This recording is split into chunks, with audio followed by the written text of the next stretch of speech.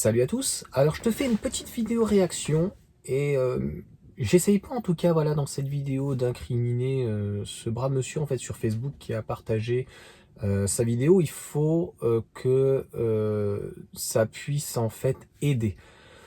J'ai fait plusieurs vidéos en disant que on n'est pas des pilotes on va dire et que on laisse, c'est la première fois de notre vie où on laisse des véhicules entre 30 et 50 000 euros qui font aux alentours des 4 secondes.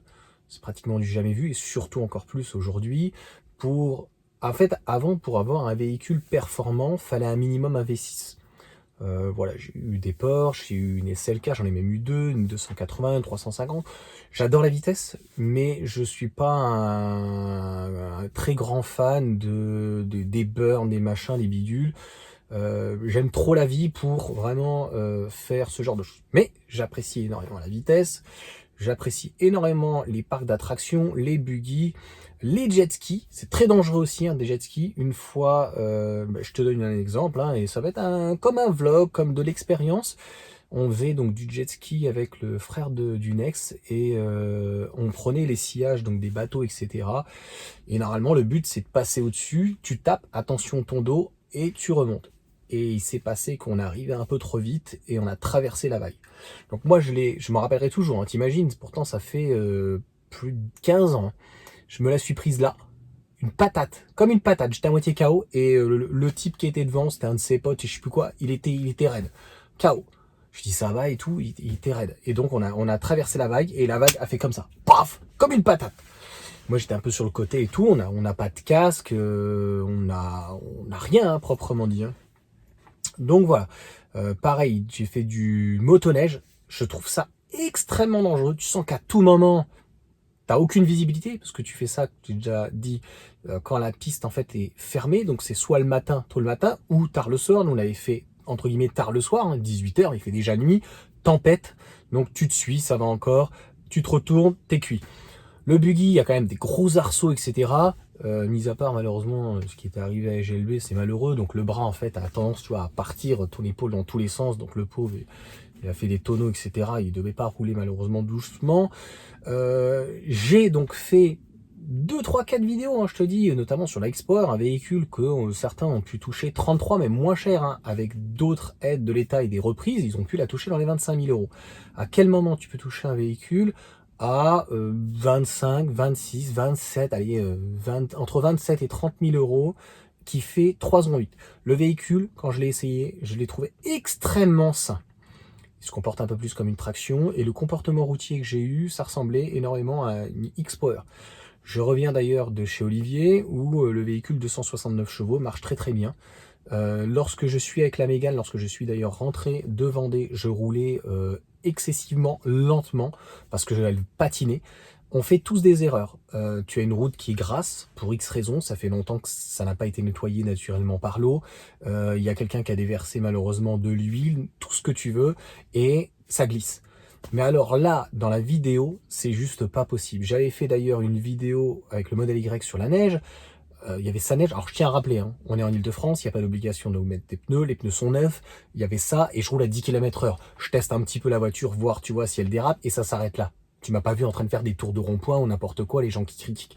Là, on a quand même un type qui est sur l'autoroute à 130. La route est trempée. Donc normalement déjà c'est 110, mais je suis pas là pour juger. Je pense que c'était excessif et en plus il grêle. Donc il s'est passé ce qui s'est passé. Hein. Donc à un moment donné, les pneus Hankook sont d'une magnifique qualité. Le modèle Y en plus est un peu plus haut. Il a eu de la chance. Il n'est pas parti en savonnette, en glisse, et puis tonneau et tout ce que tu veux, et il aurait pu avoir des morts, hein, lui, ou des gens qu'il avait dans l'habitacle ou ailleurs, mais je trouve que voilà, il n'y a pas assez de prudence. Vu la vidéo, je sais même pas si j'aurais pas dépassé les 90 ou les 50. Je tiens à te rappeler, j'avais fait un short que je dois retrouver. Et ça arrive à tout le monde. Moi, j'habitais dans le sud, en fait, le vent, il tourne très très vite. Le temps peut tourner très très vite. Et quand t'as l'habitude de la plage, etc., tu vois, ça va très vite. Et je vais peut-être te remettre le short, mais le bruit, c'était juste fou. Je vois au fond un nuage de FDP. Là, je dis à la femme, apprête-toi à ralentir. Mettre des fois, tu te dis, tant pis, je m'arrête sur le bas-côté sous un pont. C'est vraiment pas terrible hein, à faire. Mais J'ai dit là, ça pue du cul, hein. Et même ma femme qui a moins l'habitude dans le sud, on est descendu à 70 même. Mais en fait, t'en as rien à foutre. Tu descends même à 10 km/h, 20, 30. La sécurité n'a pas de prix.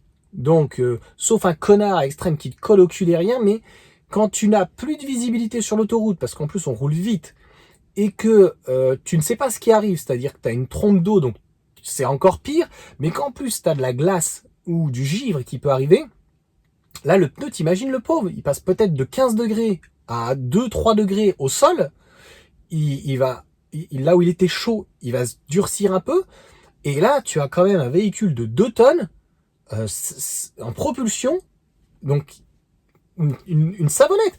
Surtout qu'on connaît que le modèle Y est quand même plus haut que le modèle 3, le comportement routier. Moi, franchement, je n'attaque pratiquement jamais avec ce véhicule dans les lignes droites, hein, si j'attaque, dans les virages, assez peu, parce que ça reste quand même 300 chevaux à peu près, hein, on ne sait plus exactement à chaque fois avec Tesla, mais énormément de couple et on peut pas tout à fait doser. Bah, d'ailleurs, quand il pleut comme ça, et que tu sens la pluie, ça faisait longtemps, hein, sur la vidéo on voit que c'était déjà comme ça dégradé, donc tu t'amuses pas à doubler, tu restes derrière, tu restes sur ta ligne, tranquille, tu te mets en mode confort. Moi j'ai juste donné en fait des consignes, notamment comme il neige. Mais là, clairement, c'est ça pardonne pas. Ça pardonne pas. Moi j'avais sur la SLK, les fois où vraiment je glissais, c'est quand voilà, par temps de pluie et je sortais du péage, pied dedans, fouc, tu vois. Mais la meilleure de toute façon des propulsions, même les Porsche qui sont vraiment très bien, mais même avec un 4 roues motrices, hein, c'est vrai que le Cayenne que j'avais en termes de comportement routier était excellent, mais il faut quand même apprécier la vitesse. Encore une fois, je rentrerai pas dans le débat, oui mais bon, 130 km/h, quand il pleut c'est 110. Ouais, quand il pleut c'est 110, mais quand tu vois que la déferlante qu'il avait, et donc on a déjà tous vécu ce genre de truc, je suis même pas sûr de rouler à 90. Je suis même pas sûr de descendre même à 70 ou 50. Donc à un moment donné, quand t'as plus de visibilité et que ça craint, j'ai fait une critique sur un short où le gars est descendu à 50 km/h, il pleuvait, mais il pleuvait rien de fantastique, quoi. Tu vois, la route était pas détrempée. Je dirais que tu pourrais rouler à 130, c'est pas grave. Mais là voilà, quand tu vois vraiment les trompes d'eau, je te dis, on était à 130 ou même peut-être 110 sur ce type d'autoroute. On a dû descendre, on est descendu à à la vitesse, à la température aussi, mais à la vitesse qui nous a semblé opportun. Honnêtement, minable la vitesse, 50 ou 30 ou 70 ou quoi, mais vraiment très très très très faible. Tu mets les balais d'essuie-glace au maximum, tu mets ta clim, pas à fond, mais un peu plus parce que tu vas avoir de la buée. Tu es très attentif, tu restes à droite. Et puis souvent ce genre de tempête, elle dure pas pendant 1 heure, hein. Donc tu prends ton mal en patience et puis ça va bien se passer et ça va se calmer. Donc la preuve en est que la voiture, malgré qu'elle ait un très bon comportement routier, elle reste piégeuse. Donc c'est pareil pour le modèle 3. Le modèle 3 est plus bas. Donc tu vois, elle aurait eu tendance à moins prendre le vent. Mais 130, prise au vent, chaud, froid, route, on voit, elle est complètement mouillée, complètement rincée, plus givrée, le pneu qui change de température et tout. T'as vu, hein? Ça.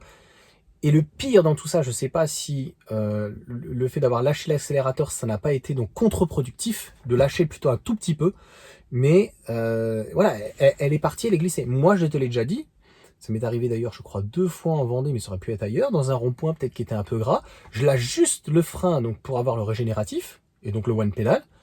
Et là, j'ai senti que le SP s'allumait, je sais pas, on le voit pas trop s'allumer et tout machin, mais j'ai senti, et tu vois, elle a un peu glissé.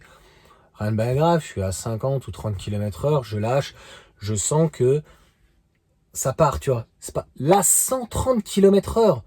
Je sais pas, va pas me dire qu'à un moment donné, il a pas senti que la voiture commençait à décrocher et qu'il s'est pas dit j'ai ralenti légèrement. Par contre, c'est sûr que si la voiture a commencé à décrocher, qu'il a pris peur, qu'il était en mode standard et qu'il n'était pas en mode confort, et que là il a lâché d'un coup, la voiture est partie.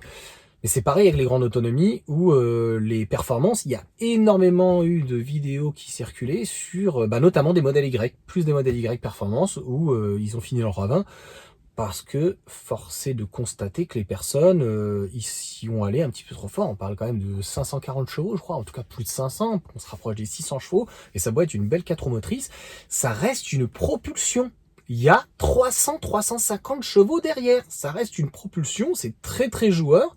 Et moi, je suis pas pilote, hein, donc je suis même pas sûr de pouvoir rattraper ce genre de truc. Une fois qu'elle commence à vraiment partir, on sent que le modèle 3, il a un comportement extrêmement sain, et je te dis, avant de partir de l'arrière, ça serait l'avant qui aurait tendance un petit peu, tu vois, à chasser pour essayer de compenser.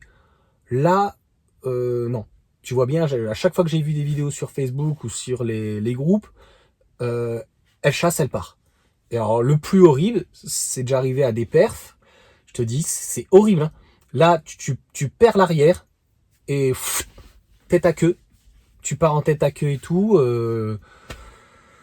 tu t'arraches un motard, t'arraches une autre voiture, c'est des voitures de 2 tonnes. Hein. Franchement, c'est pour ça que je l'aime pas trop l'hiver, comme il n'y a pas de régénération, on sent que quand tu freines, le freinage en plus, il est sans régénération. Hein. Le freinage, il est pourri.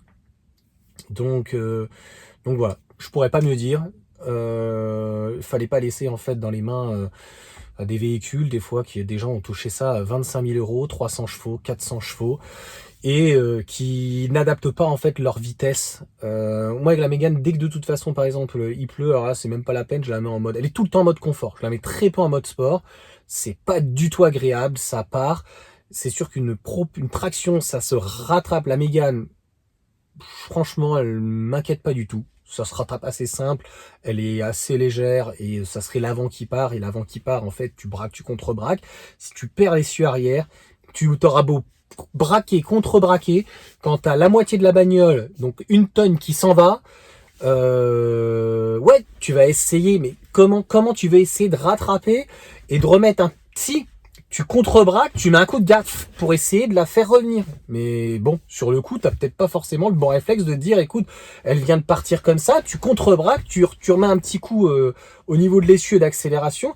Ce que les gens ont l'habitude de faire plutôt, c'est de freiner. Donc, il lâche l'accélérateur, ça régène. Donc là, inversion, et là, tu freines en plus. Alors là, envoyer, c'est peser. Allez, sur ce, ciao.